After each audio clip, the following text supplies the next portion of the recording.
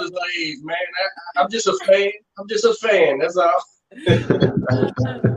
But yeah, man, it's crazy. The women's game, it definitely should be respected a lot more than it is. But that's what we looking. I know we all looking to come in there and change the game and give it that respect that it deserves. We all got that goal in common, so I'm excited about that. And I know after this year or after the Olympics, the turnover ratio is going to be crazy. So I know the pro game for the women is going to change tremendously with all the new talent coming in. So I'm excited about that. But yeah, I think women's boxing gonna do some big things. We might even have some pay-per-view headliners on there. That's what I'm aiming for. You know, that's what I want to do. You know, I want to change the game. If I'm not in it to do that, I don't know what I'm in it for. You know. And it's funny, man. A couple of years ago, maybe about 4 or 5 years ago, about four or 5 years ago, the people were talking about how boxing was dead. Boxing's going to be more alive now. You got every division, whether it's women's or men's, is stacked from heavyweight to welterweight to super.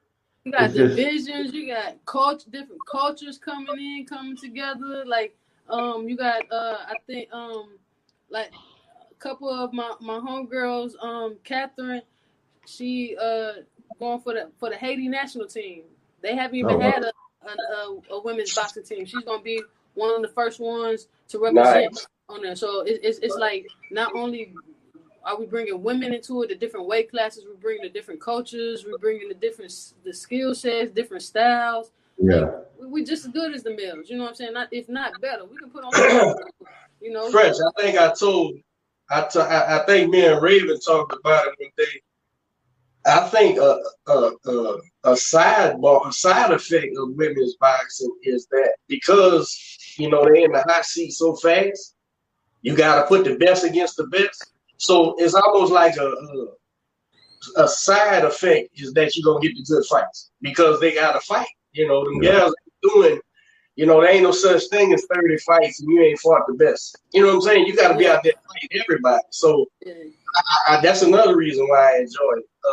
In order for the females are actually fighting for their name, to say, hey, man, we the best in the world right now. So, yeah, man, what's not to like about it? I mean, I understand that people don't want to see women fight because, my wife, she'll fight right now, but you ain't gonna hit her if I'm standing.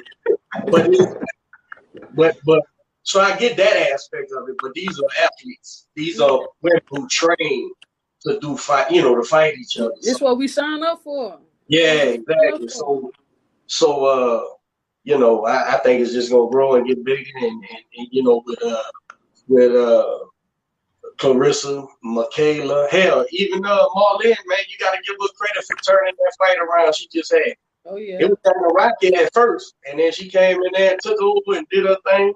All these ladies, man, and you got Ravven, these elite amateurs. Danielle done turned pro. She whooped somebody the other day. I think she about to whoop somebody else. So it's you got y'all kicking in the door.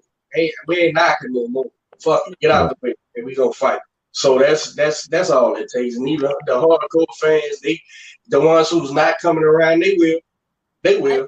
And I think too, because like we having more athletes, we having more women athletes get into the sport of boxing. It's getting common, so I feel like the playing field is gonna get better. It's gonna deeper. More talent. You're gonna have the deeper pool. You know what I'm saying? To choose from and to sign. So I think that's gonna play a big role in it too. Getting more of the youth, our younger ladies involved and into the sport as well. So absolutely. We got a question from one of the viewers. They're asking, what y'all think about this Roy Jones Jr. and Mike Tyson fight on November 28th, 2020? Now, Roy Jones Jr. That's one of your fighters, huh, Ravven? Yeah, I like Roy. Yeah, Coach loves him. Oh yeah. I was a big fan. I was a big fan of Roy too, man. Go ahead, baby. No, I was just saying it's like he like a Picasso in the ring. I just like to see his work of art. You know, it's entertaining, but it's also a skill set to it, and it's a plan behind it. So I love watching Roy. I'm excited about this fight. I like that they both over 50. I'm glad they ain't trying to put one of them in there with a, unfair shit, because that ain't right. But at 55, I think 54, maybe 51 or something, hey, Mike has never been a big heavyweight. So Roy is about 5'11", he's damn near 6 feet. And he ain't no, he ain't a little guy. So I just hope they can hold their hands up for the whole time. Cause I can see Mike trying to fucking swing, and then after that first round, he whoop his own ass because he's tired. And Roy defense ain't never been his forte. So, put on your track shoes, bro. Don't let that motherfucker hit you, man. So you could, grab on and hold on or something. I'm gonna watch it. Yeah, it's gonna be a show. It's gonna be a good show. I'm glad it happened. I'm glad I get to witness it too. So. Well, I finally seen Mike say, it's for this Legends League, and it's on purpose. We getting the ex champs and giving them a shot because he's already saying he wants to fight next and shit. So long as that nobody gets hurt, man, you can't tell a man not to fight, man. Yeah. So are they gonna be wearing headgear? No. No headgear? No. Because Julio Cesar Chavez, he fought the other day, but he was wearing headgear. Now that was. I think they did like a real exhibition, right? Yeah. Him and but his son, but it was on the zone, and his son was it on the zone? I think it was. I didn't get to watch it. I didn't know if it was. But even Junior was on the fight. But I think it's great. I think the year that we've had sucked. I think a lot of boxing was hurt. And it's something very nostalgic about when you think about Mike Tyson and Roy Jones Jr. finally getting in the ring after all these years. I think it's going to be fun. I think it's going to be very satisfying. I think it's gonna be very satisfying to watch and say, okay, we finally got to watch. What you rather watch? 2 all-time greats or these fucking YouTube guys? I'd rather watch Tyson and Roy Jones. I'd rather watch them. See what happens, man. Throw them in the mix, man. Yeah. Let's see what happens. They willing. They like Ravven said, they signed up for it, but Mike Tyson ain't gonna stay on his toes and float like a butterfly, bro. He ain't never did that. So even if he don't try to hurt you, man, he's gonna be punching. I wouldn't even presume to pick a winner or anything, because I don't think they're gonna score it, man. I think no headgear, 10-ounce gloves, and they're not gonna score it. So in order to win, I guess it'll just be public opinion. But you never know, man. I mean, listen, these are fighters.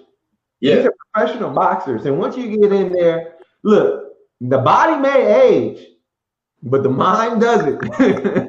The mind does not age, not one bit. So when you in there, you get a little flashback. Oh shit. You get that feeling of moving in the ring, getting punched, throwing punches. Your body might be old, but your mind ain't. So it's gonna be fun to watch how they react, especially Mike Tyson. I think Roy was upset too because I think they're making it 2 minutes instead of 3 minutes. Yeah, 2-minute rounds. Yeah.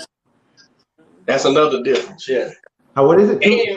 And that damn WBC done came up with a Geritol League belt too.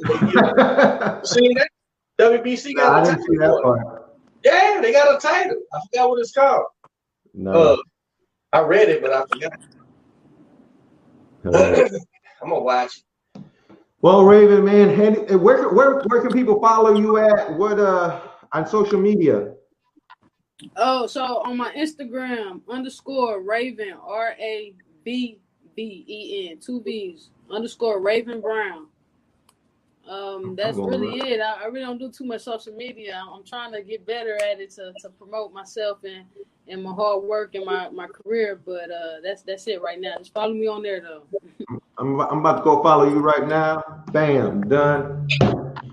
Hit that follow, Manny. I got you. Yeah, I got you. Man, well, we appreciate you coming on the show, man. It was a great conversation. I'm glad that you were able to tell your story, because there's a lot of girls out there that are watching this. And not only girls, though, but even women who are in their early 20s, and they might not know what to do with life. And they might be joining the army next month, and they watch something like this, or they hear your story, and they're like, well, fuck, man, maybe there's other options, and maybe I can do it. Maybe I should try it, and so, these are the stories that need to be told. These are the stories that are going to help others, that are going to inspire others, that are going to, help people push through those difficult moments in life, right? That's why I asked you, when was that first time that you had that doubt, and how did you deal with it, right? Because doubt is a real part of all this. You can have people pumping you up all day, telling you you're going to do this and you're going to do that, and it's all fine and dandy until you start getting your head punched and you're wondering, fuck, am I good enough? Am I cut out for this? And how do I persevere, and how do I get better? And that's just as important as the mental aspect of it is just as important as the physical and the training. And so it's always great to hear an inspirational story where you're doing it, and you're going to continue to do it, and you're going to continue to be an example. And so we appreciate you coming on the show and sharing that with us. And I'm sure that it's going to help somebody. And if it does, I hope it does. That's what I look for, man. I pride myself on my character as well as my work ethic, So you just got to make adversity your best friend, because it's gonna come with life. And like I said, I'm as long as the vibes are good, and as long as you're not harming my mental health or anything that I got going for myself, I'm always looking to help people or be there for people. I'm a big advocate as well for mental health. And illness. I've had a teammate, kill herself and commit suicide. So I'm here for everyone, especially if you feel like you have no one. So yeah, just follow me on Instagram _Ravven Brown. Hit me with questions, all that. I'm here for it. Y'all go follow Ravven Brown. Before you go, baby, give me your top 3 men's pound for pound. Who Say you got? One more time. Top 3 men's pound for pound. Who you got? Pound 1, for 2, pound? and 3. Top 3. Bud.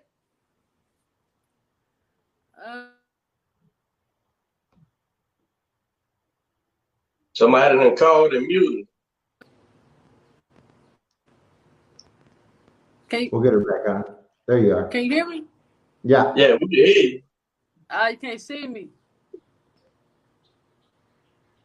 You can go out and come right back in. Yeah, back door and click it back on. She was probably going to say Canelo, and they cut her off. Smart move. or wasn't, and accidentally hit the button. You were at Bud at number 1. I got Bud at number 1. Then I want to say,